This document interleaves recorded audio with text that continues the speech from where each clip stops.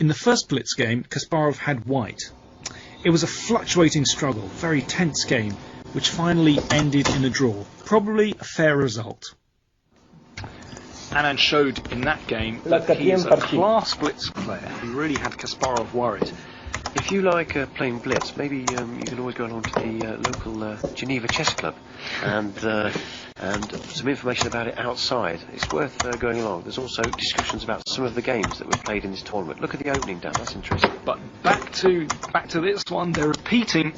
Excuse me. They're repeating the opening from their first game, where really Kasparov won a beautiful game, quite convincingly, and they're playing exactly the same way.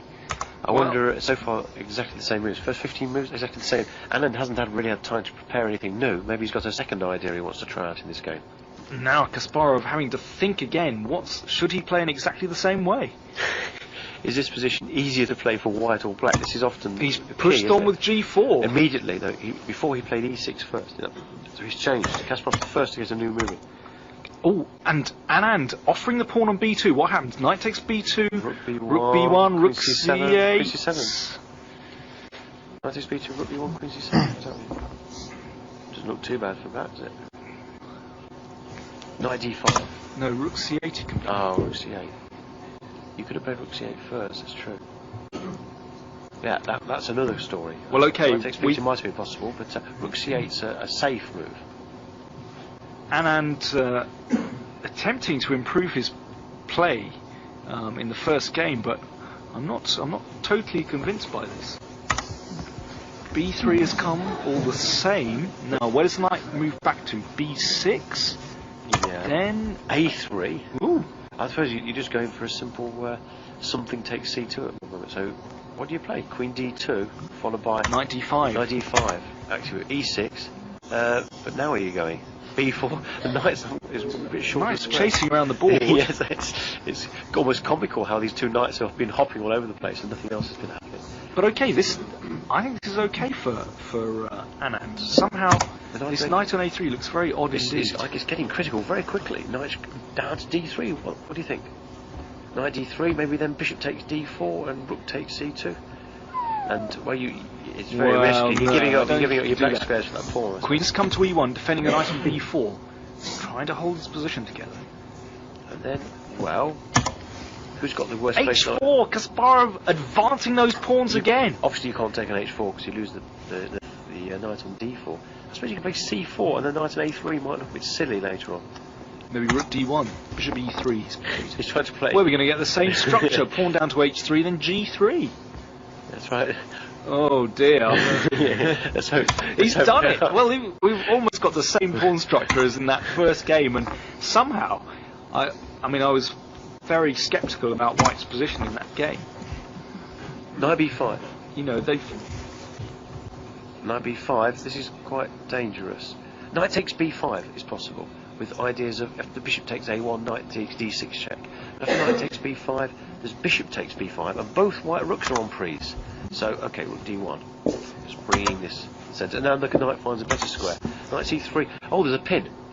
It's a temporary pin. But this list looks awful. I don't like the way Anand's. Maybe you should play this. This knight on C3 is tremendous, and now the rook on D1 is attacked. The pawn on E4 is attacked. I think Anand's in all kinds of trouble. This is a repeat performance of the first game. Look at Anand's king; it's wide open. I think it was a mistake too. I think you should have sacked the exchange with knight F2 and picked up the G pawn in compensation. Well, I just don't think you should have gone for this opening again. He obviously didn't have a clear improvement. Hold on. There's something happening on the E file, isn't there? On the F file. All sorts of funny things are happening here.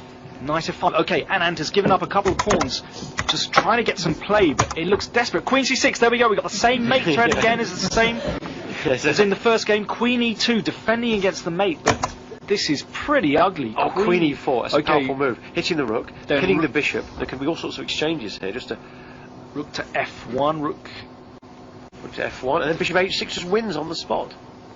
Because oh dear, I think Anand has completely collapsed in this game. I think he should have. Oh, rook F2 is a better square because at least G2 is defended. Knight D5 is horrible. Kasparov dominating the position. That's right. I mean, just a series of exchanges and you've got a very nice ending. There's no longer any problems. Just take it off. Kasparov, take it two off. pawns up, technically winning position. He's Yeah. just exchanging pieces now. It's all over. Put your king on a square like. What's the queen takes g4? What's he overlooked?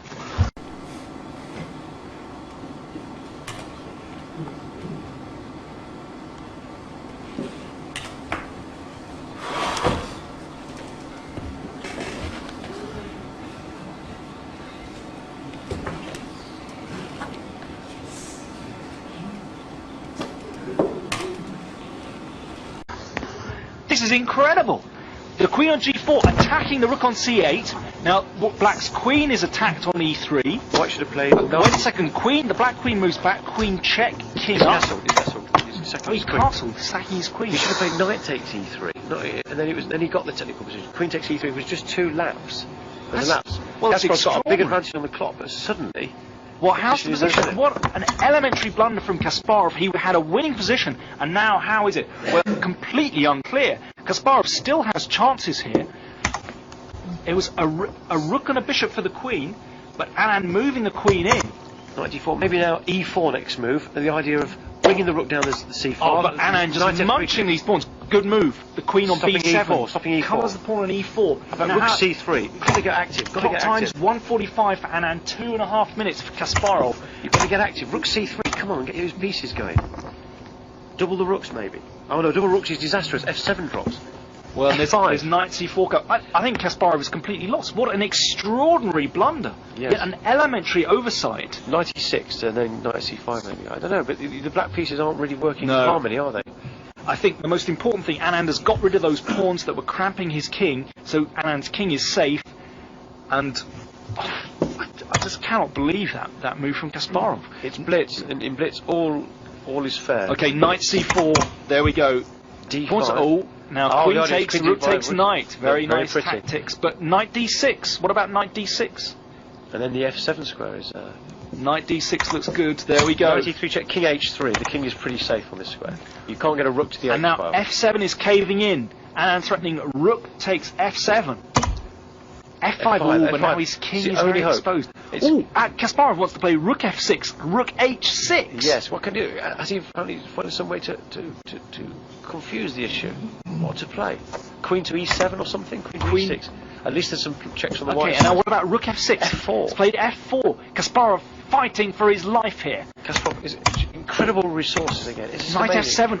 And now Knight knight g5 is- g5 There's no check. idea. What can black do? There must And be then something here. queen across. That's dangerous. Knight g5 check and queen g6 threatened. So Anand's now going on the attack.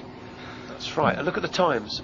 1 minute and a few seconds each. It's enough time to get something. Minute and a half, Kasparov. A minute. Rook Kasparov f7. has given up, and he's Oh. given it up. And now rook at f6. He gave up his rook to get some play, but he wants to play rook h6 check. Rook h6 check. Come on, what's going on? This is extraordinary. Kasparov managing to keep chances alive just when you think the position's over. It's murky, but what can you do with e4 followed by rook h6 with some sort of perpetual play? F5. That's cutting things down. Good move. d4. Get those d4s going. Kasparov's managed to get And incredible now how resources. is rook f4, queen e7? He just wants to play queen takes pawn on e4. And with a material advantage here, queen against bishop and knight. But Kasparov fighting for his life here. How about d3, queen takes e4, d2, rook takes d2, rook check, knight f1 check, and knight takes rook on d2. Well, this is maybe possible. Kasparov glancing at the clock, he's under a minute. But Anand only has 47 seconds left. 47 Can is he actually win 55, this? 54, incredible stuff. Rook h6 check, king goes to g3. Can you find a move then? You're a bit Play restricted. rook h6, king g3, Knight, f1, knight d1. What's this? He's hitting a attacking the rook, rook. rook f4. Maybe if white's threatening rook g4, that would be end of the world. Rook g4 and wins. Rook g4, that looks over, and he's resigned. Extraordinary.